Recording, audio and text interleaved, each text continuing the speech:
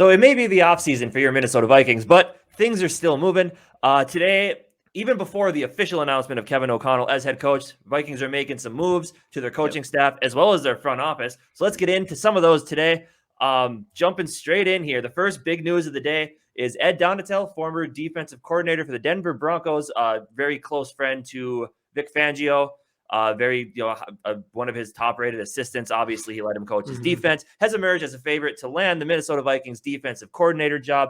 As you can see here from a tweet from Jeremy Fowler, Seattle was about to hire him as a defensive assistant, but obviously, I feel like a defensive coordinator job may be a little more enticing than a defensive assistant job. The first thing that pops out to me with this is a young offensive-minded head coach getting a very experienced defensive coach to run his defense for him and teach him some things about maybe how to be a head coach of a team when you're an offensive-minded guy and learning a lot more about defense. This is a hire that really excites me. How are you feeling about this one? Too excited to talk. I agree. I think, he was the defensive coordinator for the Broncos, and, their team was solid, but their defense was really good.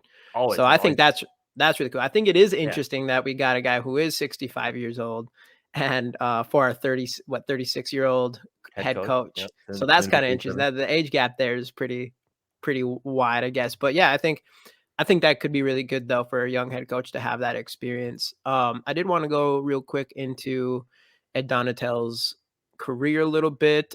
He served as a defensive coordinator for the University of Washington Huskies football team.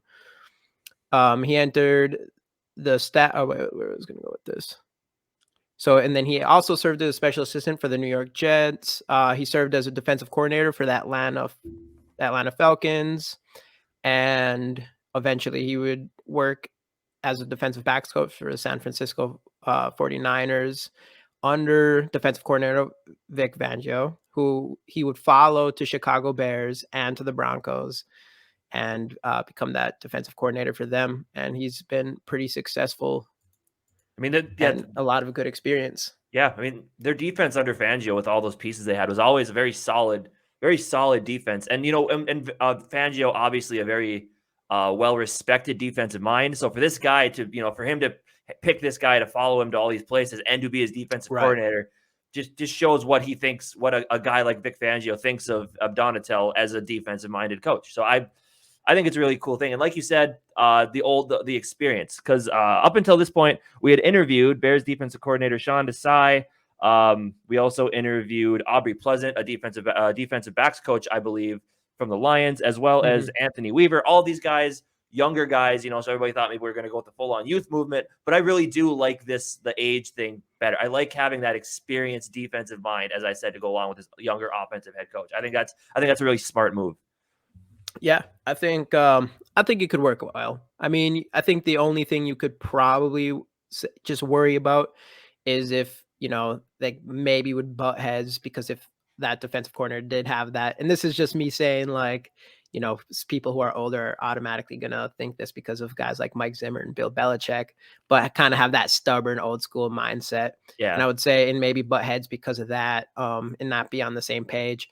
But who knows? That might not be a thing at all. That's just, I could see as like maybe the one potential con of having someone that's that much older, listening and following someone that's kind of that much younger. But I don't think it's going to be that. Yeah. I think if anything, especially if it will show, I think O'Connell will be a really good head coach. And I think to be a really good head coach, I think he'll see the value of having someone with that much experience and just to be able to believe that, all right, this guy's going to get the job done. I'm not going to have to worry about it all the time. I don't have to worry about the defense so much. This guy's handling it. But here's the thing we got to toss out there, because I'm sure fans will. He did follow Fangio around a lot, so I don't know if he ever called defensive plays. I don't know if he's going to make it. If he never called defensive plays, how can you be a defensive coordinator? It just doesn't make any sense to me. Obviously, sense of sarcasm if you can't. But right. I think it's going to end up being a very, very good hire for a young and up-and-coming team. I would say that, I don't know, maybe this is completely wrong, but for whatever reason, I feel like coaching offense compared to coaching defense is a lot different. Like, I feel like if you didn't do a lot of the play calling on defense, it's not as a big deal as calling plays on offense, just because I don't know. That could be completely wrong. Maybe I'm Right. just No, I think you're right there. Mine was just more of a sarcastic comment. right. But yeah, yeah, I think, the experience is there. I mean, the guy's 65 years old. He has like 50 years of experience. Yeah. So, So I think it's going to end up being a really, really solid hire. More from the Denver Broncos. Minnesota Vikings also are expected to hire former Broncos running backs coach Curtis Modkins as their run game coordinator / running backs coach. Obviously, I thought Kennedy Palomalu did a very good job with this team, but as we're seeing, we're losing a bunch of assistants to other teams. I'm sure, in the talks that the front office had with O'Connell, there's probably some conversations about guys he'd like to keep and maybe positions that he would like to bring people in of his own. So, I mean, of course, we lost Palomalu. Obviously, we lost Phil Rauscher, the offensive line coach from last year, as well as Ryan Ficken, our special teams coordinator. I'm sure there'll be more to come. But, I mean, this is a good hire because, obviously, we've seen the work that Modkins has done, obviously, with Philip Lindsay back in his rookie season, which I believe was 2018. Breakout year. I mean, obviously, after that, they didn't use him as much. I mean, obviously, they brought in Melvin Gordon, which hinders that a little bit as well. And then the work he did with Javonte Williams this year. Javonte Williams, this guy coming out with a lot of potential. But, man, at the end of the year, he was Javonte Williams was a stud. My mom had him in fantasy football, and he was putting up 20-some points a game, a lot of touches. So, I mean, obviously, I think Modkins' influence with Delvin Cook, Alexander Madison, maybe even getting Kene Wangu implemented into the run game, maybe the pass game a little more. I think this is gonna do wonders for this team. Yeah, I agree. I did want to bring back the defensive thing real quick. You talked about how we've lost all these coaches. Patterson's still there, so we're hoping that he sticks around and we can make him the defense. What's that? That is one assistant that's still around. Haven't heard anything. Yeah. So hopefully, maybe the people who are around still are. It's because we're hoping we can keep them in the organization. So I did want to bring that up. But back to Curtis Modkins, I really like it. He has tons of great experience.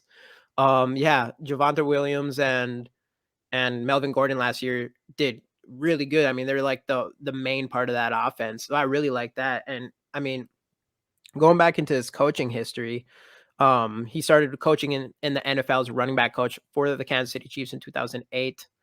I'm trying to remember who their running back was back then. Was it Larry Johnson way back then? I guess I'm not sure. It might have been. But then the Arizona Cardinals as running back coach. And then in 2010, 2012, he was hired as offensive coordinator for the Buffalo Bills. And then back to running backs coach for the Detroit Lions, 2013, 2015. I don't know if you already brought it up, but Reggie Bush had over 1,000 yards that year, one of those years. Then he would become an offensive coordinator again for San Francisco in 2016, and then Chicago Bears running backs coach, and then Denver Broncos running backs coach. So he has like some elite coaching experience, and these teams keep hiring him again and again and again as running back coach. So I think he has something very good to offer us. Yeah, and I kind of wonder if a lot of these players or a lot of these coaches coming from Denver has something to do with the relationship the front office has with George Payton over there, since he started, obviously was hired to the GM there last year. They could have picked his brain. I mean, obviously they're getting a new staff as well, so a lot of these guys might not have remained, as we're seeing with our team. So, I think there's a good chance that they picked Payton's brain about this stuff, and this is kind of why they're coming to these conclusions with these coaches. So yeah, I think it's really cool. As you mentioned, Patterson's still here, closely related to the running back position, his wide receivers, of course. And Keenan McCardle is still here as well. Yes, I'm thinking he's going to stick around because I know Thielen, Jefferson, and Osborne, all those guys went to bat for us and how good he was with them. And obviously we saw what these receivers did this last year. A lot of steps made from, obviously Jefferson's still Jefferson. Thielen plays well, but a lot of the steps you saw from KJ Osborne and the steps you saw from ISM when he finally got on the field near the end of the year. The improvement. I think he will be one of those guys that is going to stick around just because he is so well respected by the players, which also goes back to Andre Patterson as well. So right. Yeah. Of all our past coaches, I would say for sure those were the two I was hoping was going to stick around to some extent. I mean, honestly, I probably would have been just totally fine if we had kept Patterson as the defensive coordinator, really. But I mean, if we still have him as our D-line coach, I mean, I'll really like that. I don't even really care who's our D coordinator then. And it could be a thing where I don't know how long he's been here, but I feel like he's been here forever. I think he's been through multiple regime changes with coaching. And so, it could just be a fact too where he just likes being here, likes the players he works with, likes the team he works for. So I think that's a big reason why he would stick around. I mean, he was never the defensive coordinator because of our, right. Because of what Zimmer did with him and Adam Zimmer, which wasn't really fair. But so, he might, I hope he doesn't feel slighted stepping back into a lesser role, but I think he was always just kind of that defensive line coach who got that, the title just because Zimmer felt like he should, even though he should have anyway, instead of having to be co-defensive coordinators. But that's a whole different story for in the past, which we don't need. Right. But speaking of the coordinator spots, offensive coordinator wise, obviously there's no names, which, I mean, there's some names I've heard of, but they all lead you to believe that he's going to bring somebody from the Rams with him to be the offensive coordinator. Are you hearing anything on that? That's like the only thing I've seen is maybe the couple names. I don't know like how real it is, but the only couple names that I've kind of seen come up were other coordinators and stuff like that for the Rams. I think so. Otherwise, I haven't really seen that, but that's why I think we kind of think it's gonna head that direction. But I think one of them was Wade Phillips' son, Wes Phillips. I think he's either quarterback or tight ends coach or something. I think I think that was a name. Remember. Right? Yeah. Yep. That was one of the names I heard, which would be would be pretty interesting. Yeah, I think that'd be a really cool hire.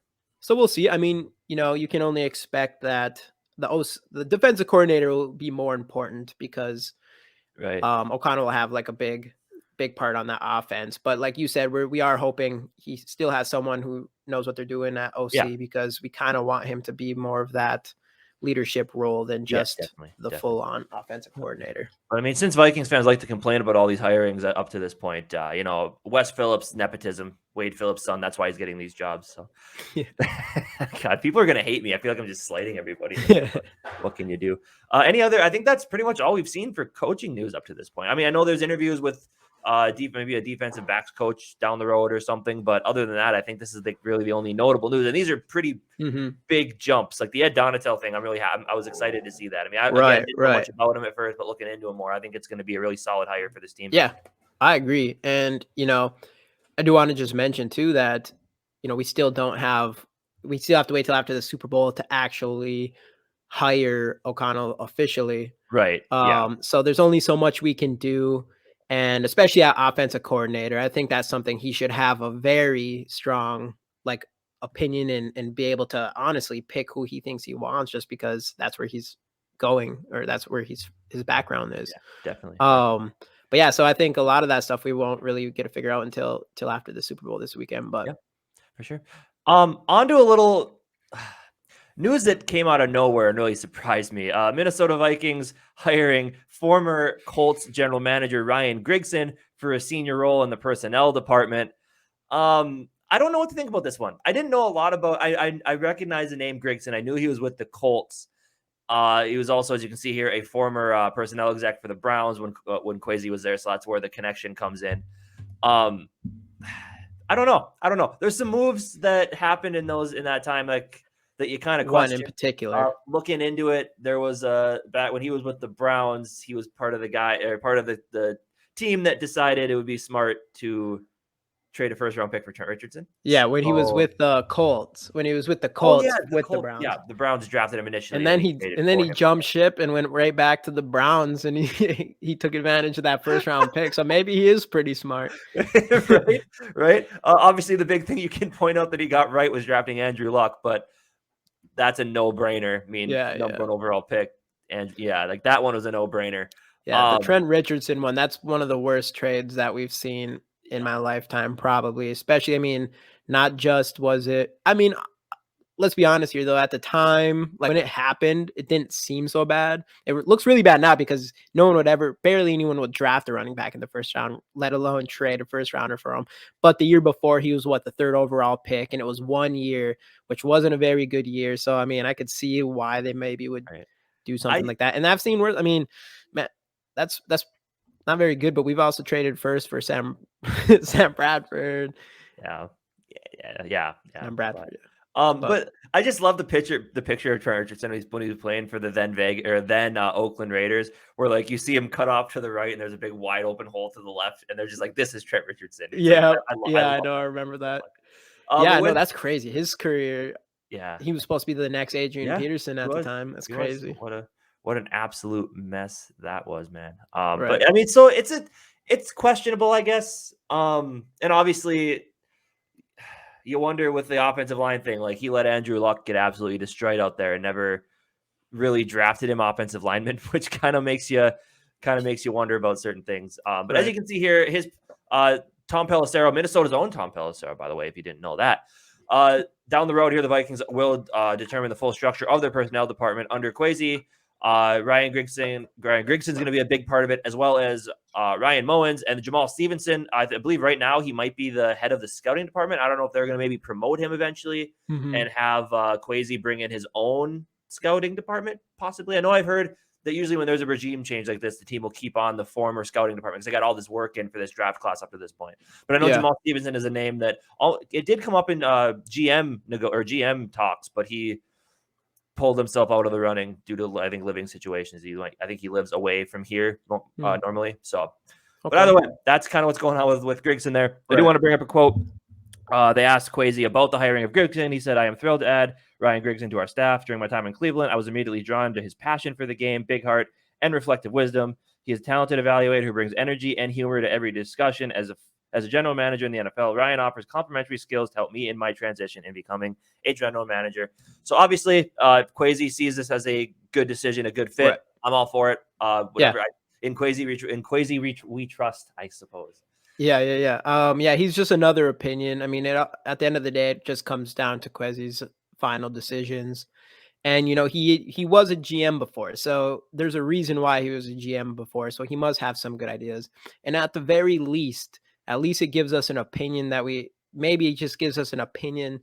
know not to take. So if he has any ideas, we're just like, all right, so we don't do that and, cut through the bullshit. Right. Exactly. I'm just kidding. No, he's going to be great. He's going to come here and have the best part of his career for the Vikings and with Kwesi. And we're going to turn this team around and get some rock stars in the draft and possibly trade Kirk Cousins for 3 first-round picks. Speaking, good segue into Kirk Cousins. Another tweet, Jeremy Fowler. This guy's tweeting a lot of Viking stuff. Works for ESPN, so it's legit stuff. Adam Schefter commented on this as well during the Pro Bowl. From reports, soon-to-be head coach Kevin O'Connell conveyed a firm belief in Kirk Cousins during the interview process. High on him. Front office, obviously, we got to discuss that $45 million cap hit.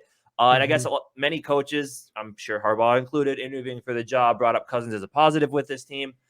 Now, of course, the question is this a firm belief in Kirk Cousins, or is this them trying to push up Kirk Cousins' trade value even more by saying we're sticking with him? Because Schefter even mentioned that there might be an extension in the works or maybe some void years added on to spread out the cap hit. So it's easier to cut or trade him down the road without having to take on that big cap hit. But you got to, and I don't care what your thoughts are on Kirk Cousins. This is what Kwesi's job is. It's to look at all this stuff, take everybody's input and decide, well, yes, and who leaks this stuff to the information, or who leaks this information to the media? That's the other question to ask. If it's the Vikings front office, they could be trying to drive up that trade value. Right. So it's a question that does need to be asked. And again, every video comes down to a Kirk Cousins discussion. But this is news. This is news that O'Connell, from what we at least know or are told to believe from these tweets from guys at ESPN, that these coaches, including O'Connell, are a fan of Cousins and want him to remain with the team. You, again, take everything with a grain of salt this time of year. You don't really know. Yeah. Again, this is the next big task. This is right when Kwesi came here, it was head coach. Right when O'Connell gets here, it's going to be, what do we do with Cousins? And we need to figure this out hopefully before the draft. But yeah, we have 2 options: trade him or extend him. I just don't see how we're going to have a $45 million cap hit, especially if your GM's an analytical guy.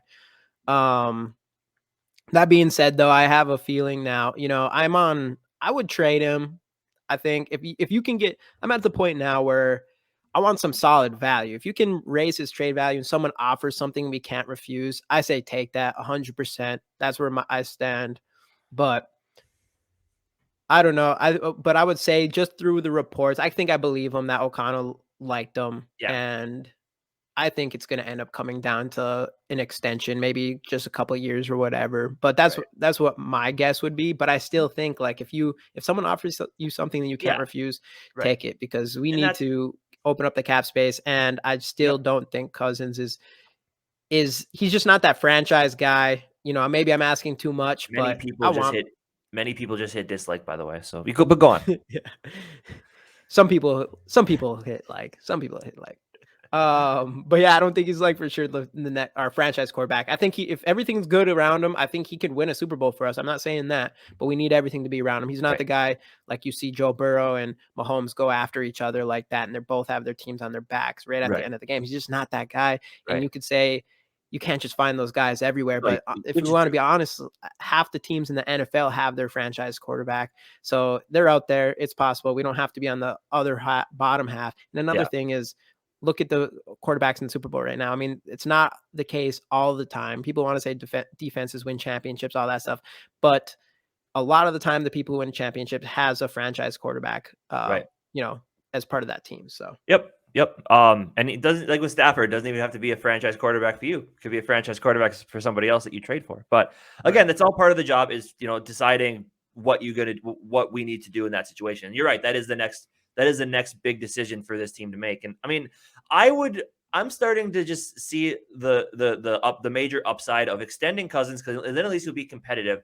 And then either it's if you like a guy this year or draft one anyway this year, or next year, draft your guy and use those years of Cousins' contract to develop them so that as soon as Cousins is gone, they're ready to come in. That might be the smartest move. If you want to be competitive, that might be the way you have to do it. But like you said, if someone wows you with an offer, Kwesi's not doing his job if he doesn't at least listen to it. Right. And so, I agree completely. I think Kirk Cousins would be a fantastic bridge quarterback, and you pick another young quarterback in this draft. I think, and you kind of have him bridge the gap there.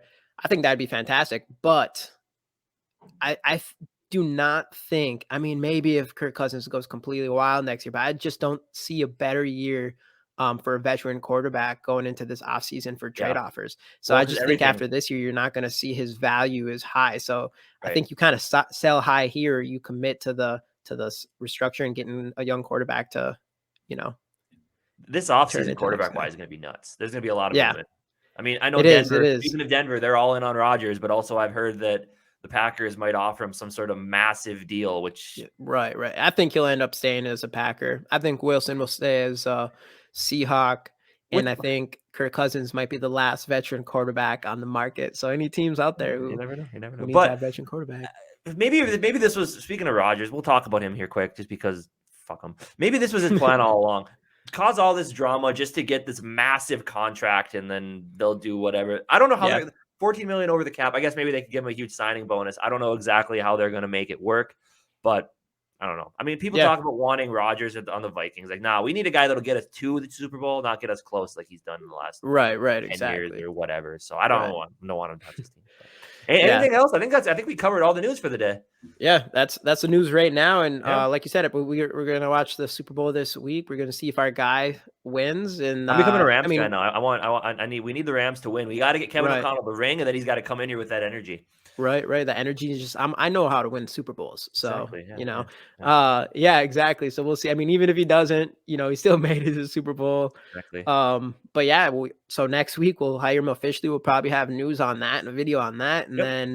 And then it's going to come down to these contracts. Kirk Cousins, you got Harry, you got Anthony Barr. I'm assuming we're not going to resign him, but who knows what's going to happen. So we can talk about free agency a little bit. Exciting time, free agency, draft, and within the next few months. This when it's not in game, like in season, this is the really exciting time before things kind of lay off for early summer and whatnot. Right. But anyway, especially this year. Yeah, exactly. So that basically covers all the news. A lot of things happening in the Vikings front office and coaching staff. I can talk. Leave a like if you enjoyed it all. Let us know down in the comments your thoughts on all these moves the Minnesota Vikings are making. If you'd like to check out other videos of ours, right up here, you can check out those. Also, don't forget, hit the icon right down here to subscribe, or hit the button below the video. Subscribe to the channel. It's the most important thing you guys can do for us. And we will see you guys in the next episode. SKOL Vikes.